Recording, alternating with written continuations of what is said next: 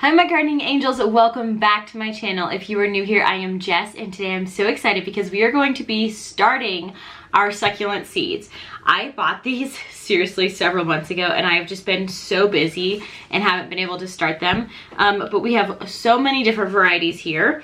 I will include a link down to the video that I talked about purchasing succulent seeds because it's very easy to get scammed. And so definitely watch that video, and just so you can kind of learn what to watch out for and how to kind of find a reputable seller of succulent seeds. So this is going to be a several part series, and what my goal is that in each video of the series I'm going to be showing you kind of a different step of the succulent seed process.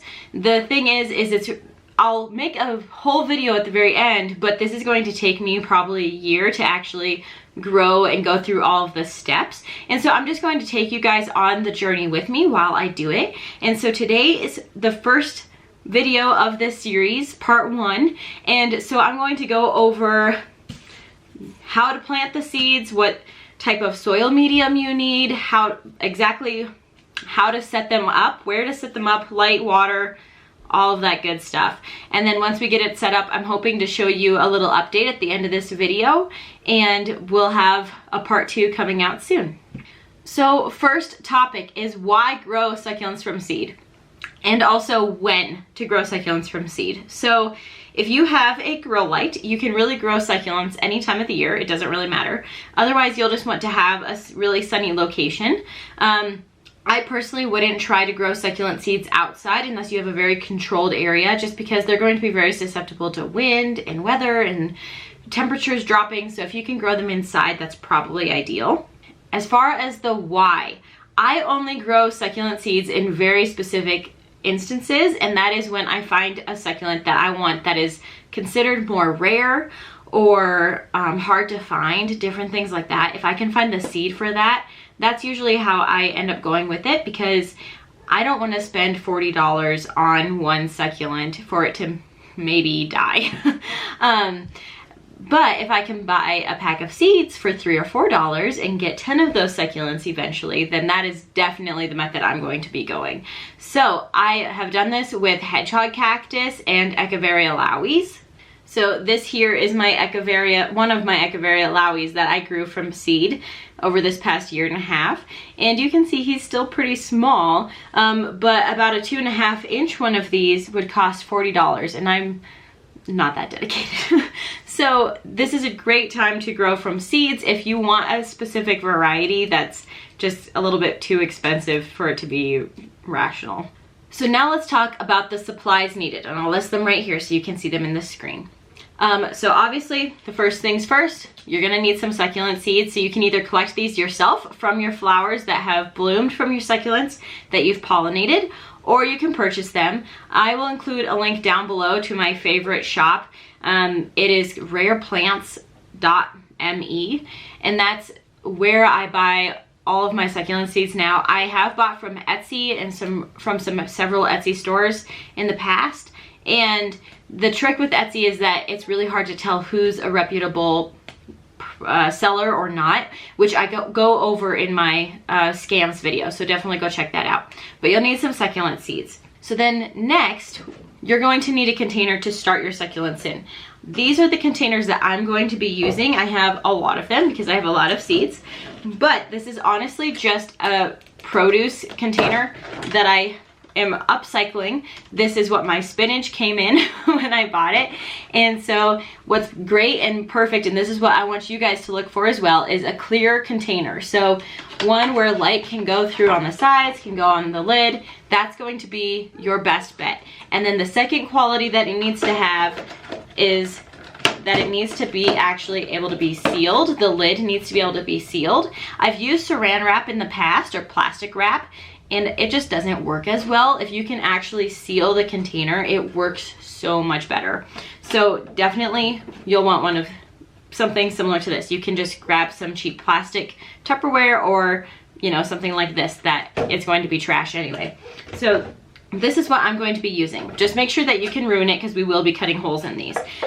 So then you're gonna need a knife or a pair of scissors so you can actually make the cuts. I shouldn't say holes, the cuts because what we're going to be doing is making little slices on the bottom of these, because if you make actual holes, the soil is going to be able to pull out of the holes and kind of fall through. But if you make little slices, it's not going to be able to do that as easily.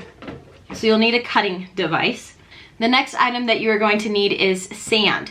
So this is my bag of paper sand that I'm going to be using, and what I really like about this is that it's a very fine sand, but also has some bigger pieces, very fast draining, and it's very cheap. So when you're purchasing sand or paper sand, this can be play sand as well.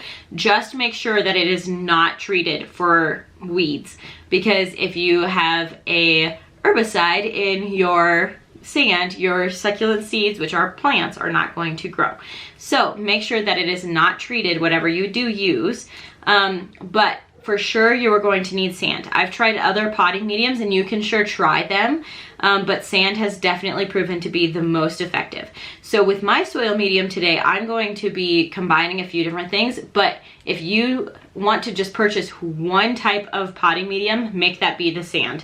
The next thing is that you're going to be needing a large piece of cookware, so like a sheet pan or cookie sheet, just something that can hold your soil, because we are going to be putting, or your sand, because we are going to be putting this in the oven to bake it for a little bit to kind of sterilize it, so to say. So then you'll need an oven, get a spray bottle with some water, that's going to be really important in kind of setting the seeds, and then a stirring utensil to kind of stir up your sand while it's baking, and then the last thing you'll need is a permanent marker so that you can write the name of what you're growing on top.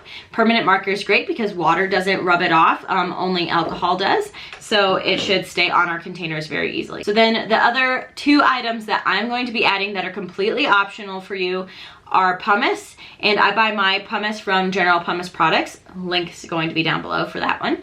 And succulent soil. And so you can use any type of succulent soil, really doesn't matter. I like to add just a little bit as kind of a base layer. I think it helps kind of give the sand a little bit more nutrients and just kind of gives a nice little base. But that's going to be a very little amount, as you'll see here in the next clip. And so I add just a few scoops of the pumice to kind of give it a little bit more drainage, and then it's majority sand though. So let's go make our soil and prep that, and then we'll bake it. So when we put it in the oven, it is going to be at 200 degrees Fahrenheit or 93 degrees Celsius, and we're going to bake it for about 30 minutes or until your stuff is completely dried through. So for mine, it actually took about an hour before I felt that it was actually dried up.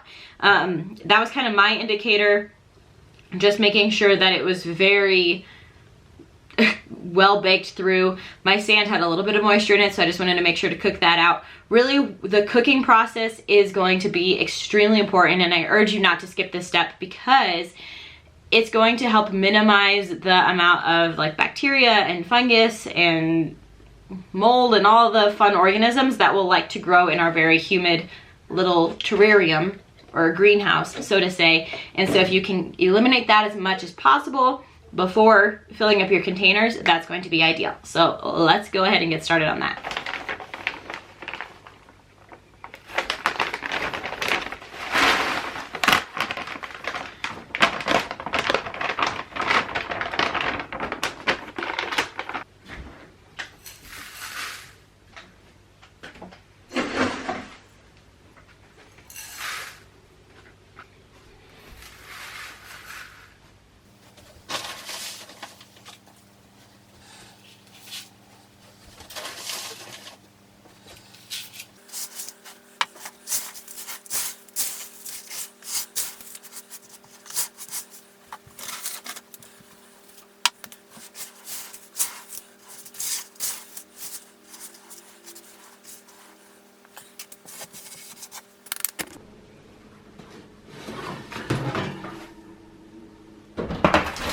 All right, so our soil, sand, pumice mixture is out of the oven. You will want to make sure that you let this cool completely. And then the next step, so you can kind of set this aside for a second. The next step is we're going to make our slices in our containers. So just take your knife, and they don't have to be very big slices. Just make them about an inch or a few centimeters. it's really just to provide some drainage holes, but then also this is how we're going to be watering our plants. So you're going to be setting this in water and the water is going to soak up from the bottom. So just make a few little slices and you should be good to go.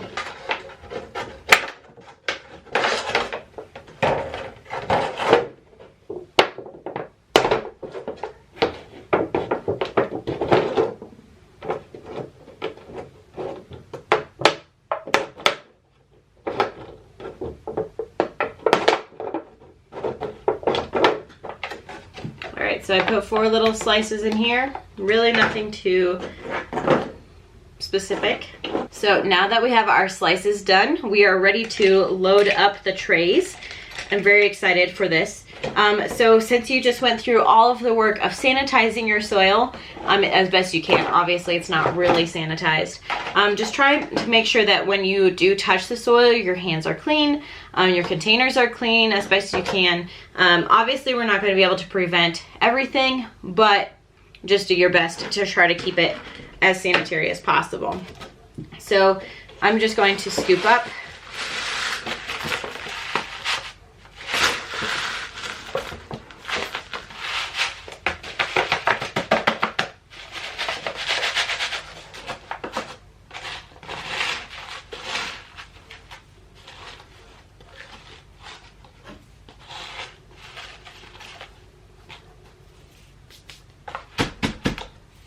So I like to give it a nice gentle tap, but you'll want about 1 inch of your soil sand mixture in the container.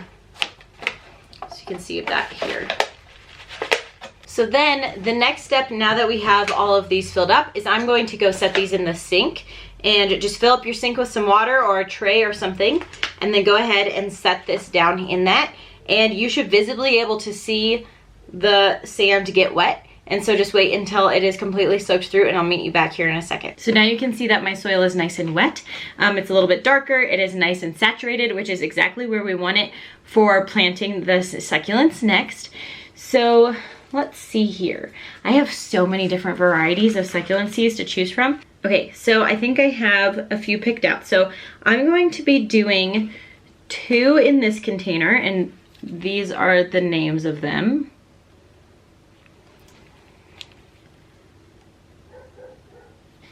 And don't even ask me to say those.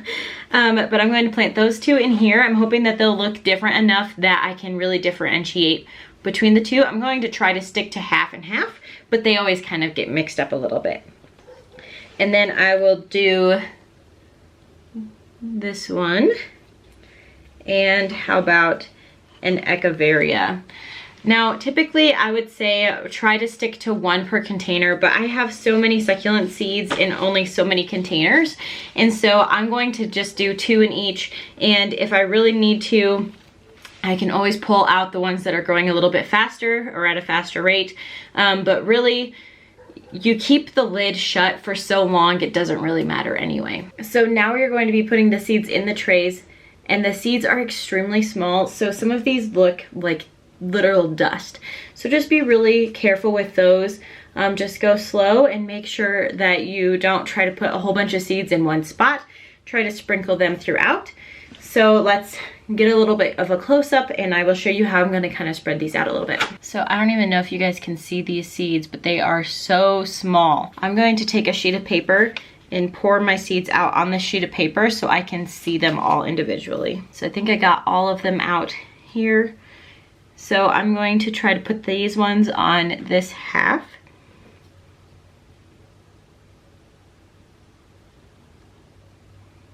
Try really hard not to breathe too heavily on them and scatter them everywhere. But I'm just going to take one on the tip of my finger and just kind of have it drop in a specific spot.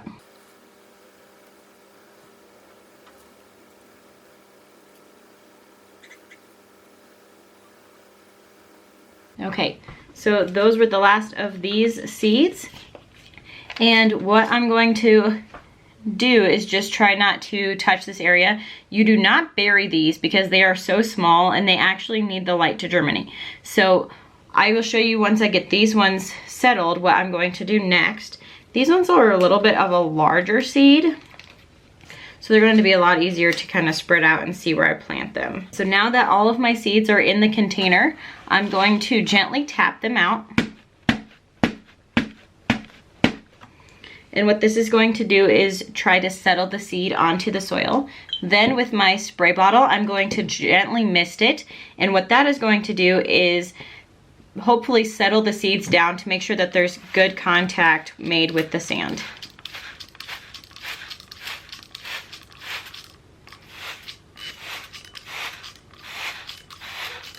So then next I'm going to write on each side with my permanent marker what they are.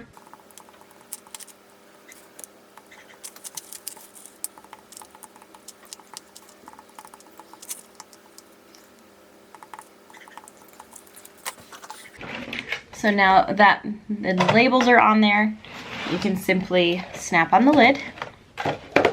This is going to lock in our humidity. So now I have a fully finished seed container, and you just repeat the process with all the rest of them. So now what I'm going to be doing next with this is actually placing this under my grow light. So if you have grow lights, that's a great option. Otherwise, just find a sunny location, so like a windowsill or something. Again, try to avoid placing them outside. The sunlight might be a little bit too harsh. The grow light that I'm going to be placing the seeds under is actually going to be quite a bit of a distance away from the actual surface of the lid. It's going to be about double what I put my normal succulents under. So if you have a grow light, mine is going to be a good 1.5 feet at least away from my seedlings, just because I really don't want them to burn. But really you do need that light for it to germinate, and it needs to be a little bit warm, so just make sure it's in a warm room. But if you're under the grow light or in a windowsill, it really should have that. Each succulent variety is going to have a different germination rate. So you guys, if you see growth after a week, great. If you don't see growth after 2 months, hang in there, because you might see it eventually. Sometimes they take like 3 months to germinate. It just depends on the succulent variety. So the more you know about the succulent variety, the better. But it really truly does take a really long time for them to actually germinate. So I just encourage you to hang in there. All right, so time for the first update. So these are the ones that I think I've seen progress on, this pharaoh cactus, however you say that. You can see the humidity gathering on the trays. Let me open this one up real quick. Okay, so on this half was an Echeveria Juliana, and this half was the pharaoh cactus, and you can see the tiniest little babies. Aren't those adorable? So I've been looking for any progress over here, and I'm not seeing anything yet, but I did want to show you these little ones, because it seems like I got a pretty good germination rate off of these. So I'm really excited to see those. I wonder if I can't show you. All right, can you see the little white fuzz underneath this here? Right there. Those are the roots. Aren't those just precious? You can see on this one, the seed capsule or shell is still attached. All right, and then in this container, these ones are a little bit more difficult to see, but you can see the seeds are opening and starting to grow, but they're definitely not as prominent. So we'll get there. I'll keep updating you guys. All right, so that is it for this video. I hope that you guys enjoyed this little update. I love clear containers because that's how I was able to see these little guys starting. If you liked this video, please give it a big thumbs up. Subscribe to my channel so that you don't miss any of the updates, and I will see you guys in the next one.